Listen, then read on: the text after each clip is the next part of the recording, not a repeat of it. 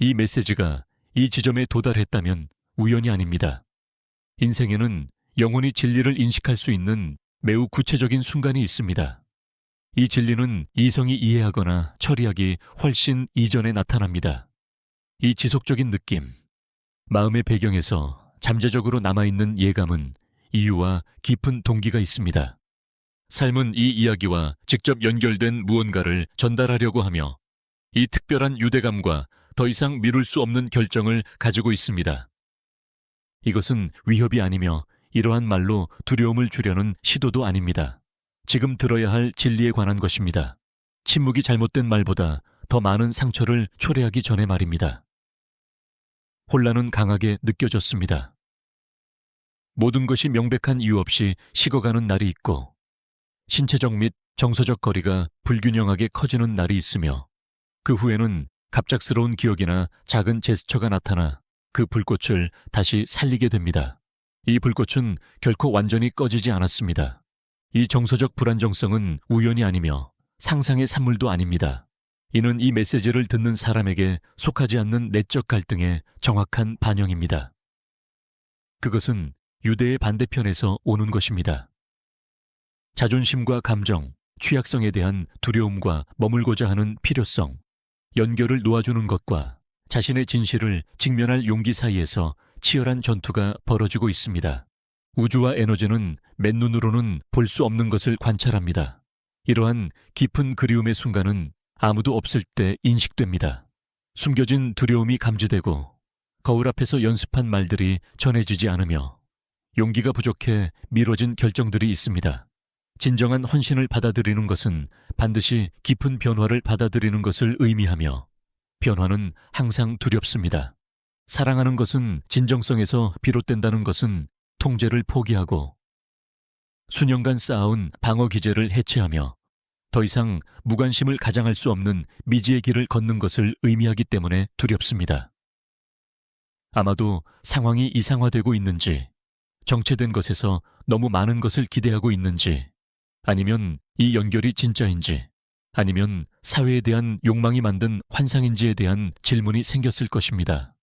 이 의심은 깊은 상처를 주며 마음을 지치게 하고 더 많이 주고 더 강하게 느끼고 무한한 인내로 기다리는 것을 힘들게 만듭니다. 하지만 이 안도감을 차분하게 받아들이는 것이 필요합니다. 깊고 진정한 뿌리에서 태어난 연결은 시간이나 거리와 함께 사라지지 않습니다. 반대로 그것은 변형되고 시험에 들며 저항의 한계까지 늘어나지만 사라지지 않습니다. 누군가가 현실에서 도망치려 할 때 삶은 그 도망을 직면하게 만듭니다. 이 멀어진 사람에게서 무언가가 깨질 준비가 되어 있습니다. 그것은 부정적인 깨짐이 아니라 필요에 의해 마스크를 벗기는 것입니다. 왜냐하면 이 유대감이 중요하지 않다고 가장하는 것은 더 이상 불가능한 일이 되기 때문입니다. 부재가 남긴 공허는 헌신에 대한 두려움보다 훨씬 더 무겁게 느껴지며 바로 그곳에서 예상치 못한 행동들이 시작됩니다. 모든 것이 마법처럼 해결된 것이 아니라 영혼이 침묵 속에서 외치는 것을 더 이상 숨길 수 없기 때문입니다. 이 메시지는 상황을 강제로 만들기 위해 오지 않았습니다. 삶은 누군가를 설득하려고 할 때 추구하거나 고집하거나 감정적으로 지치는 것을 요구하지 않습니다. 반대로 관찰과 신뢰가 필요하며 무엇보다도 상실에 대한 두려움으로 자신의 직관을 배신하지 않아야 합니다. 왜냐하면 내면의 진실에서 선택하면 운명은 명확하게 응답하기 때문입니다. 하지만 두려움과 애프리hension에서 선택하면 모든 것이 정체되는 경향이 있습니다. 현재 두 개의 가시적인 길이 있습니다. 한편으로는 느끼고 있는 것에 대해 계속 의심하며 신호를 최소화하고 더 큰 상처를 입기 전에 마음을 놓아주는 것이 더 나을 것이라고 설득하려 합니다. 이 길은 안전하고 논리적으로 보이지만 천천히 성장하고 성숙하기로 예정된 것에서 멀어집니다. 다른 길에서는 주목받기를 간청하지 않고 만남을 강요하지 않으며 단순히 존엄성과 신념의 장소에 남아 다른 당사자가 자신의 과정을 거치도록 허용하는 것을 선택합니다. 이 확신에 따라 행동하는 결과는 명확함입니다. 이를 하지 않는 결과는 고통스러운 주기를 반복하는 것입니다. 같은 이야기, 같은 공허함, 같은 대답 없는 질문들. 삶은 처벌로서가 아니라 가르침의 형태로 교훈을 반복합니다. 왜냐하면 내부에는 사랑할 수 있는 엄청난 능력이 존재하지만 또한 너무 많은 것을 견디려는 경향이 있기 때문입니다. 이것이 오늘 들어야 할 안도감입니다. 이 과정에서 외로움은 없습니다. 당신이 상상하는 모든 것이 아닙니다. 이미 시작된 미세한 움직임이 있습니다. 물질적 수준에서는 아직 드러나지 않지만 에너지 수준에서는 느껴질 수 있는 내적 결정들이 있습니다.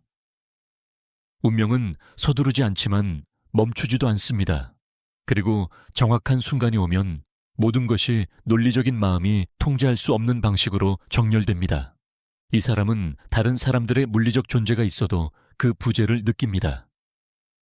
그녀는 연결을 잃을 즉각적인 위험을 느끼며 안전이 가장된 것일지라도 그렇습니다. 더 큰 무언가로 연결된 영혼들은 대체될 수 없으며 서로를 인식합니다. 그리고 누군가가 도망치려 할 때 삶은 그녀에게 같은 이름, 같은 기억, 같은 감정을 반복해서 보여줍니다. 신체와 감정이 어떻게 느끼는지 주의 깊게 살펴보는 것이 중요합니다.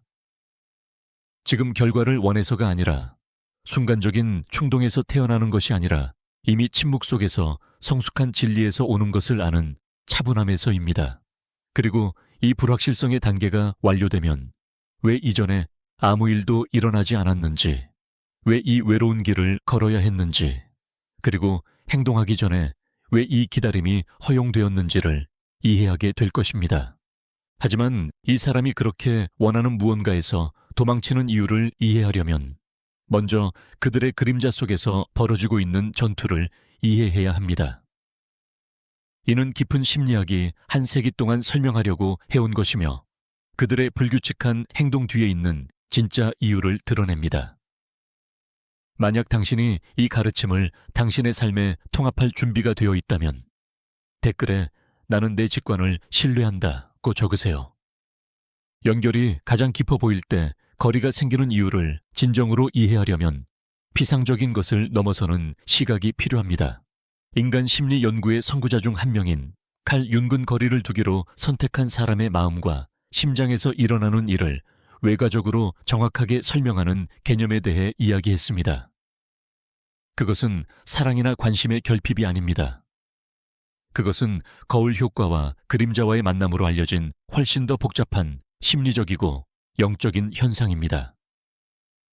이를 이해하는 것이 거부를 개인적으로 받아들이는 것을 멈추고 그것을 깨어남의 과정의 증상으로 보기 시작하는 열쇠입니다. 두 사람이 이러한 규모의 유대를 공유할 때 그 연결은 완벽한 거울처럼 작용합니다. 거울은 판단하지 않으며 단순히 앞에 놓인 모든 것을 절대적인 명확성으로 반영합니다. 이 유대감에서 다른 사람은 자신에게 제공된 빛, 애정, 이해뿐만 아니라 자신의 단점, 해결되지 않은 두려움, 아직 치유되지 않은 오래된 상처도 반영하여 봅니다. 윤근 내부에서 직면하지 않은 모든 것이 외부에서 운명을 나타낸다고 설명했습니다. 따라서 무조건적인 사랑과 완전한 수용을 제공하는 사람의 존재는 아직 자신을 사랑하고 받아들이는 법을 배우지 못한 사람에게는 두려울 수 있습니다. 여기서 그림자의 개념이 등장합니다. 그림자는 수용되지 않을까 두려워 숨겨지고 억압되거나 부인된 성격의 모든 부분을 나타냅니다. 이것은 깊은 불안감, 충분하지 않다는 느낌 또는 버림받을 두려움일 수 있습니다. 이 사랑의 강도가 이러한 어두운 영역을 건드릴 때 자아의 본능적인 반응은 보호입니다. 사람은 자신을 사랑하는 사람에게서 도망치는 것이 아니라 이 사랑이 자신에 대해 느끼게 하는 것에서 도망칩니다. 그녀는 갑옷과 마스크 없이 자신을 드러내는 것이 의미하는 취약성에서 도망칩니다. 연결은 너무 밝아서 이 사람이 어둡게 유지하고 싶어하는 구석을 비춥니다. 이것이 혼란스러운 불안정성의 원인입니다. 어느 날 연결에 대한 욕망이 이기고 가까워지며 따뜻함과 약속이 생깁니다. 그러나 다음 날 진정으로 보이는 것에 대한 두려움, 그림자가 드러날 것에 대한 두려움이 통제를 잡고 도망을 유발합니다. 나는 당신이 가까이 있기를 원하지만 당신의 빛이 나를 눈멀게 함으로 당신을 밀어냅니다. 라는 주기의 반복입니다. 이 행동은 기다리는 사람의 가치에 대한 판단이 아니라 도망치는 사람의 두려움에 대한 고백이라는 것을 이해하는 것이 중요합니다. 이 사람은 유대에 흡수되고자 하는 욕망과 자신의 정체성이나 감정에 대한 통제를 잃는 것에 대한 공포 사이에서 조용한 전투를 벌이고 있습니다. 진정한 사랑을 받아들이는 것은 모든 사람이 같은 순간에 갖고 있는 용기의 수준을 요구합니다. 이는 통제를 멈추고 방어를 해체하며 모든 것이 괜찮다고 가장할 수 없는 영역을 걷는 것을 의미합니다. 그리고 그것은 두렵습니다. 진정으로 사랑하는 것은 감정적으로 자신을 드러내는 것이기 때문입니다. 아마도 당신은 자신이 이상화하고 있는지, 너무 많은 것을 기대하고 있는지, 아니면 이 연결이 진짜인지 궁금해했을 것입니다. 이 의심은 당신이 더 많이 주고, 더 많이 느끼고, 더 많이 기다리고 있다는 것을 느끼게 하여 마음을 지치게 하므로 아픕니다. 하지만 이 점을 차분하게 들어야 합니다. 깊은 진리에서 오는 연결은 사라지지 않고 변형됩니다. 이 단계에서 가장 흔히 저지르는 실수는 화해를 강요하려고 하며 사랑의 증거가 더 많아질수록 상대방의 불안을 진정시킬 수 있다고 가정하는 것입니다. 그러나 이 심리적 거울의 관점에서 볼 때 상대방을 두렵게 하는 반사된 모습은 추구할수록 더 커집니다. 자신의 그림자조차 두려워하는 사람에게 다가가면 그 사람은 본능적으로 자신을 보호하기 위해 물러납니다. 이러한 박해는 무의식적으로 자신이 아직 준비되지 않은 무언가를 직면하라는 압박으로 해석됩니다. 따라서 불안정함은 우연이 아닙니다. 그것은 기다리는 사람만의 내적 갈등의 반영입니다. 자존심과 사랑, 도망과 머무름, 충만한 삶의 기회를 잃는 것과 자신의 악마와 맞서는 것 사이에서 갈등하는 누군가가 있습니다. 삶은 맨눈으로 볼 수 없는 것을 봅니다. 그 사람이 아무도 모르는 밤에 유대감을 생각하는 순간을 봅니다. 말하지 않는 두려움, 리허설만 하고 보내지 않는 말들, 미뤄지는 결정들을 봅니다. 사랑을 받아들이는 것은 또한 변화를 받아들이는 것을 의미하며 그것이 저항을 만들어냅니다. 아이러니하게도 도망치는 것은 유대감의 중요성을 증명하는 것입니다. 만약 연결이 피상적이었다면 잃을 것이 없기 때문에 도망칠 필요가 없을 것입니다. 아무도 자신에게 중요하지 않은 것에 대해 벽을 쌓지 않습니다. 당신은 소중하고 취약하다고 여기는 것 주위에 요새를 쌓습니다. 거리는 사실 이 사람이 이 사랑의 도착으로 흔들린 내적 세계를 재조정하려고 시도하는 임시 피난처입니다. 그녀는 마음이 강하게 느끼기 시작한 순간 잃어버린 통제감을 되찾으려 하고 있습니다. 이 시나리오에서 자존심은 거친 수호자 역할을 합니다. 누군가가 필요하다는 것을 인정하고 멀어짐으로써 잘못했다는 것을 인정하는 것은 자아의 죽음을 요구하며 자아는 생존하기 위해 끝까지 싸울 것입니다. 그래서 모순된 행동, 갑작스러운 냉담함 또는 지속적인 침묵을 관찰하게 됩니다. 이것은 진정한 무관심이 아니라 영이이며 자아가 시간을 벌기 위해 사용하는 변장입니다. 영혼은 계속해서 진실을 향해 나아가고 있습니다. 윤근 우리가 빛나는 형상을 상상함으로써 스스로를 밝히는 것이 아니라 어둠을 인식함으로써 자신을 밝힌다고 말했습니다. 그리고 이 유대는 상대방이 원하든 원하지 않든 자신의 어둠을 의식하게 만듭니다. 불규칙한 행동을 바라보며 생기는 이 의심은 균형이 깨진 느낌을 느끼게 하여 아픕니다. 하지만 누군가가 현실에서 도망치려 할 때 삶은 그들과 맞서기를 원한다는 것을 기억해야 합니다. 이 방어 구조에서 무언가가 부서질 준비가 되어 있으며 그것은 부정적인 방식이 아니라 필요한 방식입니다. 무관심한 척하는 것이 불가능해지는 지점이 있으며 공허함이 두려움을 초월합니다. 바로 그 경계에서 예상치 못한 행동이 발생합니다. 모든 것이 해결되었기 때문이 아니라 영혼이 더 이상 불일치를 견딜 수 없기 때문입니다. 따라서 전략은 거울을 깨뜨리거나 상대방을 위해 청소하려고 하는 것이 아닙니다. 전략은 반영이 자신의 일을 하도록 허용하는 것입니다. 자신의 중심에 머물면서 추구하지 않고 도망치지 않음으로써 상대방에게 자신의 그림자를 공격받지 않고 볼 수 있는 유일한 진정한 기회를 제공합니다. 당신은 두려움이 천천히 호기심으로 그리고 수용으로 변할 수 있는 안전한 공간을 만듭니다. 상대방의 내적 과정이 진행되고 있다는 것을 신뢰하는 것은 엄청난 믿음의 행위입니다. 그리고 바로 여기에서 대다수가 저지르는 실수가 발생합니다. 화해를 강요하거나 순수하게 감정적이고 영적인 과정에 대한 논리적 설명을 요구하는 것입니다. 그렇게 함으로써 상대방이 자신의 공허함을 직면하는 것을 방해하고 있다는 것을 모릅니다. 그녀는 그리움, 감사를 느끼고 잃고 있는 것을 자신의 방식으로 인식할 기회를 빼앗깁니다.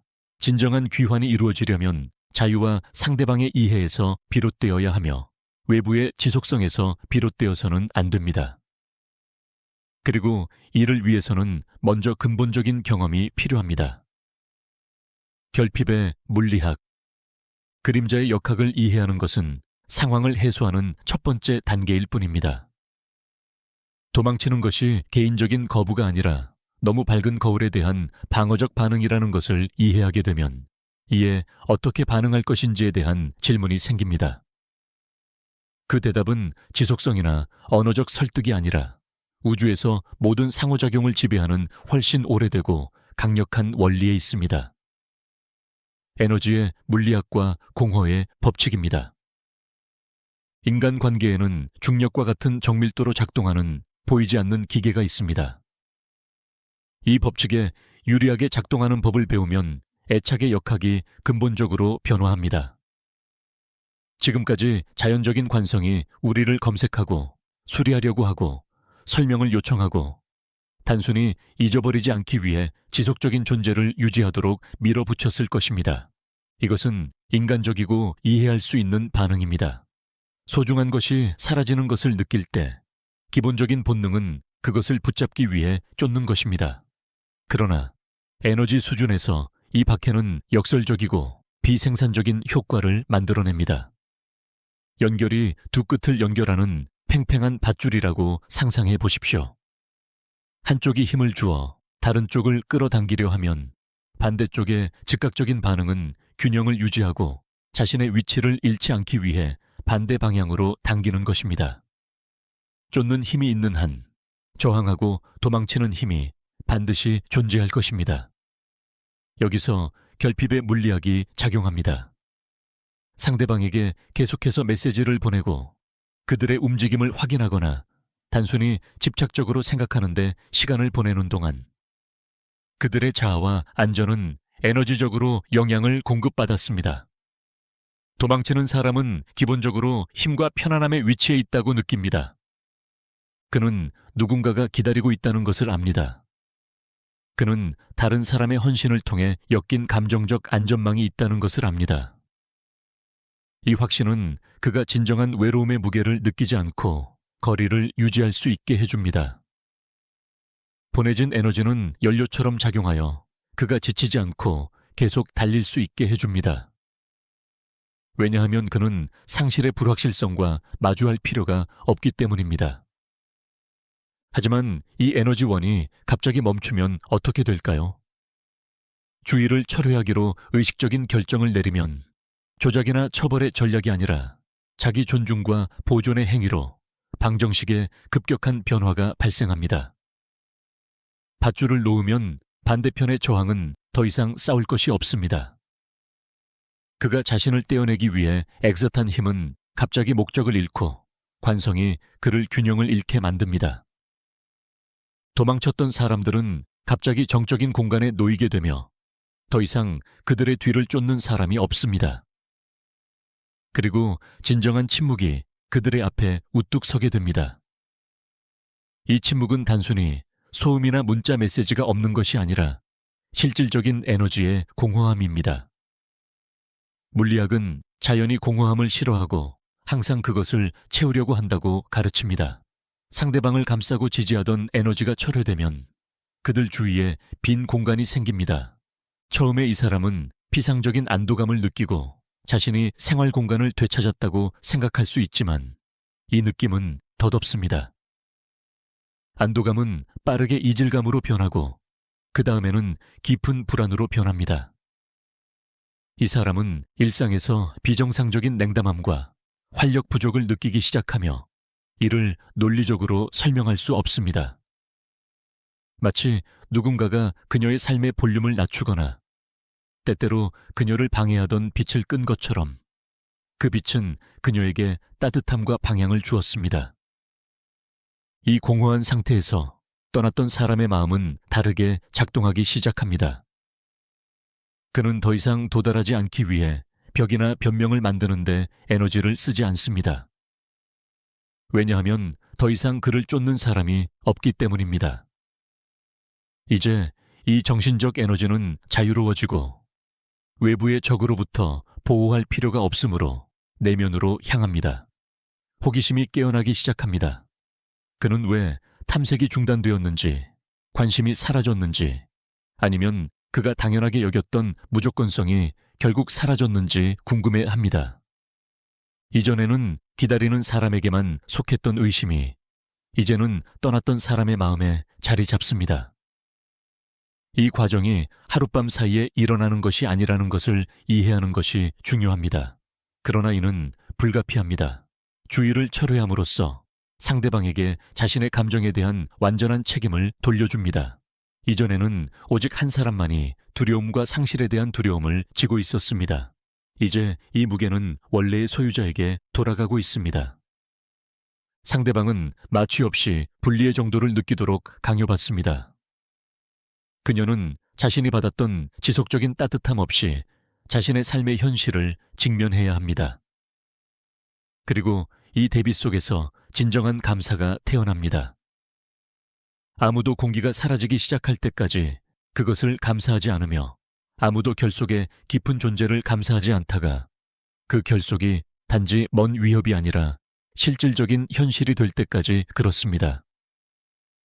이 에너지의 고갈은 효과가 있으려면 진짜여야 합니다.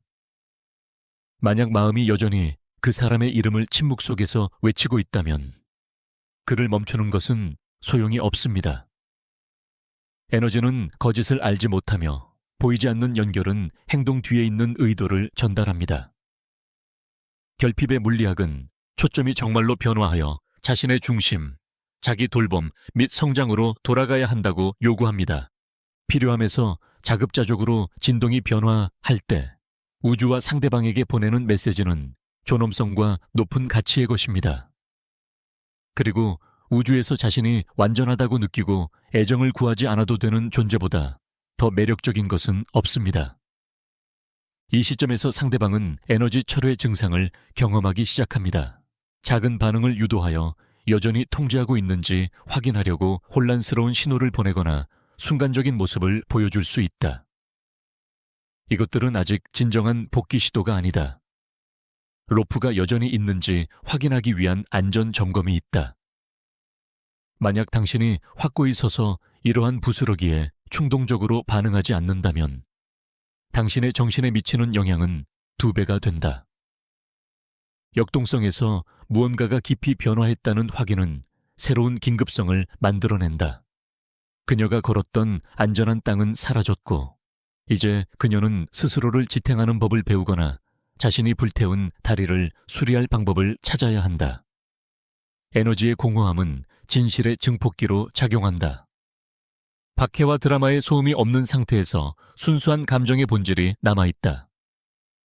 만약 유대가 진짜라면 침묵은 그것을 죽이지 않을 것이다. 오히려 그것은 귀청이 터질 듯한 명확함으로 그들을 울리게 할 것이다. 물리적 거리는 더 이상 안도감이 아니라 침묵의 고통이 된다. 상대방은 이 연결을 재확립해야 할 본능적인 필요를 느끼기 시작하는데 이는 강제로 하는 것이 아니라 그들 자신의 영혼이 이전에 거부했던 이 에너지를 갈망하기 시작하기 때문이다.